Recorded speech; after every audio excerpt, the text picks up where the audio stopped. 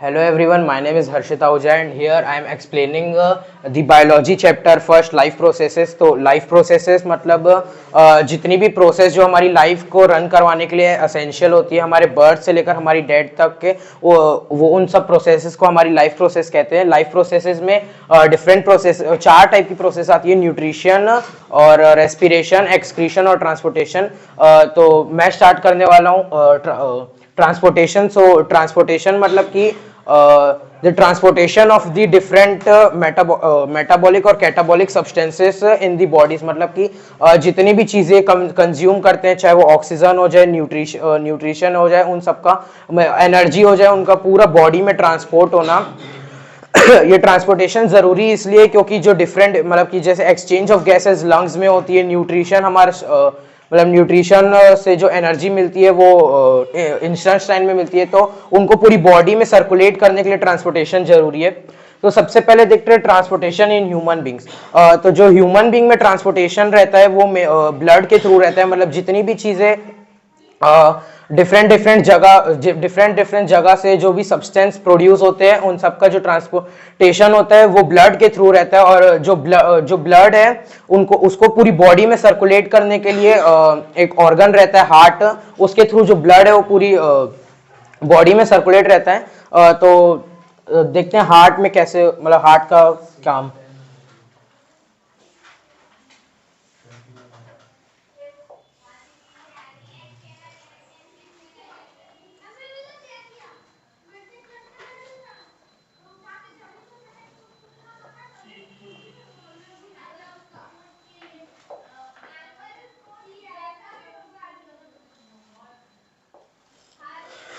तो ये हार्ट का डायग्राम है।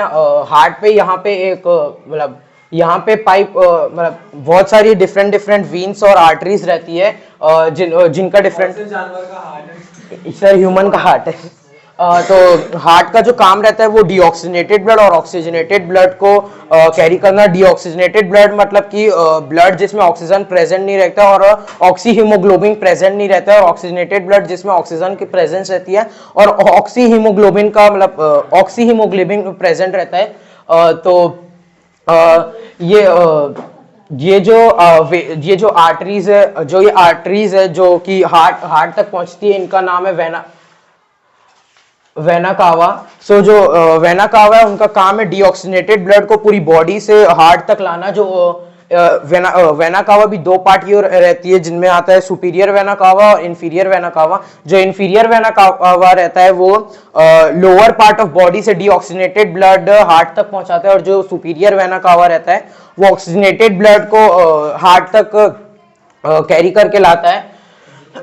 उसके बाद जब वेना कावा के थ्रू जो डीऑक्सीजनेटेड ब्लड है, जैसे आप देख सक रहे हैं हार्ट जो है वो 4 चेम्बर्ड हार्ट है जिनमें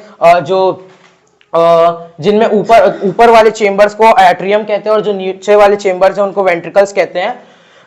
तो जैसे कि ये है राइट आर्ट्रियम, ये है लेफ्ट आर्ट्रियम, ये है राइट वेंट्रिकल और ये है लेफ्ट वेंट्रिकल। तो जो डीऑक्सीजनेटेड ब्लड है वो सबसे पहले राइट आर्ट्रियम में आता है। सो जैसे ही जो राइट आर्ट्रियम में जो डीऑक्सीजनेटेड ब्लड वो चेंबर को पूरा मतलब चेंबर में पूरा फिल हो जाता है, तो ये जो एक यहाँ पे एक वेल्व प्रेजेंट रहता है। वेल्व मतलब कि वेल्व एक तरह से गेटवे रहता है जो कि सिर्फ 1 वे फ्लो अलाउड करता है ब्लड को डिफरेंट चेंबर्स में।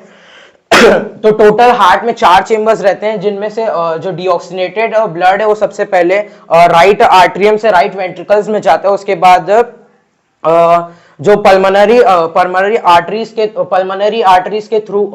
आर्टरीज से वो जो है लंग्स में जाता है, जहां पे लंग्स में जो कैपिलरीज ब्लड कैपिलरीज प्रेजेंट रहती है उसके थ्रू जो डीऑक्सीजनेटेड ब्लड है वो ऑक्सीजनेटेड ब्लड में कन्वर्ट होता है, और जो ऑक्सीजन और मतलब गैसेस एक्सचेंज होती है कैपिलरीज के थ्रू। और उसके बाद जो पल्मोनरी वीन्स बेसिकली यहाँ पे रहती है जो कि लेफ्ट आर्ट्रियम से कनेक्टेड रहती है। सो जो ऑक्सीजनेटेड ब्लड है वो लंग्स के थ्रू लेफ्ट आर्ट्रियम में आता है। उसके बाद यहाँ पे एक और वेल्व प्रेजेंट रहता है जिसके थ्रू वो लेफ्ट वेंट्रिकल्स में चल जाता है, और फिर लेफ्ट वेंट्रिकल में जब पूरा ब्लड पूरी तरीके से भर जाता है तो वो हार्ट की अपर साइड से, जिसको अरोटा कहते हैं, उसके थ्रू पूरी बॉडी में सर्कुलेट हो जाता है।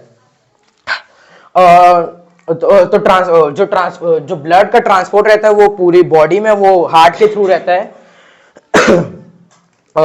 उसके बाद हमारा ट्रांसपोर्टेशन इन ह्यूमन बीइंग मैंने बता दिया, अब हार्ट का फंक्शन भी बता दिया। अब लिम्फ जो लिम्फ मतलब कि जो हार्ट के थ्रू जो ऑक्सीनेटेड और डीऑक्सीनेटेड ब्लड डिफरेंट पार्ट में सर्कुलेट रहता है, उस पे जो डीऑक्सीनेटेड ब्लड है वो वेन्स के थ्रू जो हार्ट पे आता है, और जो ऑक्सीजनेटेड ब्लड है वो एरोटा या फिर आर्टरीज के थ्रू पूरी बॉडी में सर्कुलेट रहता है। तो जिस टिश्यू को भी ब्लड की सबसे ज्यादा मतलब ब्लड पूरी बॉडी में सर्कुलेट होता है, लेकिन जिस टिश्यू में जो ब्लड का मतलब जिन टिश्यू में ब्लड की जरूरत रहती जिन टिश्यूज में कार्बोहाइड्रेट, फैट और प्रोटीन्स की जरूरत रहती है, वहां पे जो ब्लड कैपिलरीज प्रेजेंट रहती है। तो ब्लड कैपिलरीज मेनली जो आर्टरीज और वेन्स है उनके बीच का एक कनेक्शन रहता है, जिनकी जो वॉल रहती है वो बहुत ज्यादा ही थिन रहती है, through which the carbohydrate, protein and fat are release to the different tissues. तो वो जो कार्बोहाइड्रेट और फैट है वो एक लिक्विड के थ्रू जो डिफरेंट टिश्यू में वो उनमें जो ट्रांसपोर्ट होता है, जिसको लिम्फ कहते हैं। तो लिम्फ एक कलरलेस फ्लूइड रहता है जिनमें सारे कार्बोहाइड्रेट, फैट और प्रोटीन्स रहते हैं। तो ये था पूरा ट्रांसपोर्टेशन इन ह्यूमंस में। उसके बाद जो transportation in of water and transportation of food and other substance है, ये जो रहता है ये प्लांट्स में, ये प्लांट्स का ट्रांसपोर्टेशन है। तो प्लांट्स में भी ट्रांसपोर्टेशन होता है। जो प्लांट्स में ट्रांसपोर्टेशन रहता है वो दो टिश्यूज के थ्रू रहता है, जिसमें पहला रहता है फ्लोएम और जाइलम और फ्लोएम। तो जो ट्रांसपोर्टेशन ऑफ वाटर है वो मेनली जाइलम के अंदर आता है। जाइलम जो टिश्यू है वो जो जैसे कि प्लांट जो वाटर अपने अंदर लेता है वो रूट्स के थ्रू रहता है। वो रूट्स के थ्रू लेता है, जिसपे से जो रूट्स वाटर मॉलिक्यूल्स को मतलब वाटर मॉलिक्यूल्स डिफ्यूजन के थ्रू प्लांट के अंदर आते हैं। और जो जाइलम है उससे जो वाटर है वो पूरे प्लांट में ट्रांसपोर्ट होता है। जो जाइलम है वो सिर्फ वन वे फ्लो अलाउड करता है, मतलब कि जैसे कि जाइलम के थ्रू अगर जो वाटर है वो अपवर्ड डायरेक्शन में सिर्फ ट्रेवल कर सकता है, क्योंकि जो रूट सबसे लोअर पार्ट में रहते हैं, उससे अपर पार्ट में जाने के लिए वाटर को नीड रहती है, ताकि जो फोटोसिंथेसिस की प्रोसेस है वो खत्म हो सके। और उसके बाद वाटर नीचे के पार्ट में कुछ भी मतलब उसका यूज नहीं रहता है, इसलिए सिर्फ यूनिडायरेक्शनल फ्लो अलाउड करता है जाइलम। उसके बाद जो फ्लोएम जो फूड और अदर सब्सटेंस जैसे कि फूड यानी ग्लूकोज हो गया और जो शुगर हो गया, उसके ट्रांसपोर्टेशन में हेल्प करता है। जो फ्लोएम है वो बायडायरेक्शनल फ्लो अलाउड करता है, मतलब कि जो लीव्स में ग्लूकोज का बनता है, जो लीफ में फोटोसिंथेसिस के कारण फूड बनता है, उसको पूरे प्लांट में ट्रेवल करने के लिए, मतलब ऊपर और नीचे हर जगह ले जाने के लिए जो फ्लोएम यूज करता है, इसलिए वो बायडायरेक्शनल फ्लो को अलाउड करता है। तो ये ट्रांसपोर्टेशन, इसके साथ जो ट्रांसपोर्टेशन जो प्रोसेस रहती है जो ह्यूमन के अंदर रहती है वो खत्म होती है। उसके बाद बताया तो प्लांट्स के अंदर जाइलम और फ्लोएम के अंदर, ह्यूमन का भी तो पता। उसके बाद जो ट्रांसपोर्टेशन में जितने भी असेंशियल सब्सटेंस है वो पूरी बॉडी में वो ट्रांसपोर्ट हो गए। उसके बाद जो वेस्ट प्रोडक्ट है जो हमारी बॉडी रिलीज करती है या फिर वो किसी प्रोसेस के थ्रू क्रिएट होते हैं, वो हमारी बॉडी से किस तरह से रिलीज होते हैं। और नेक्स्ट वो है जिसका नाम मेनली एक्सक्रीशन है।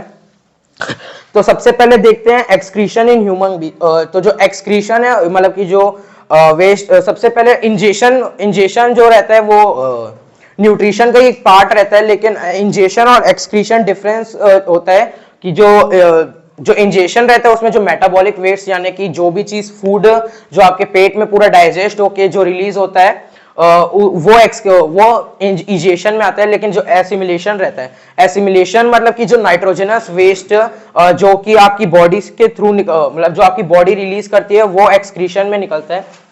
तो एक्सक्रीशन इन ह्यूमन बींग्स में जो मेन चीज मतलब जो एक्सक्रीशन के लिए जो मेन चीज ओ Assimilation अलग प्रोसेस है। इंजेशन, इंजेशन, एसिमिलेशन, इंजेशन, बोला assimilation। गलती से बोल दिया हूँ, सॉरी। एक्सक्रीशन में जो मेन ऑर्गन यूज होता है वो किडनी है। तो जो हमारा एक्सक्रीशन का जो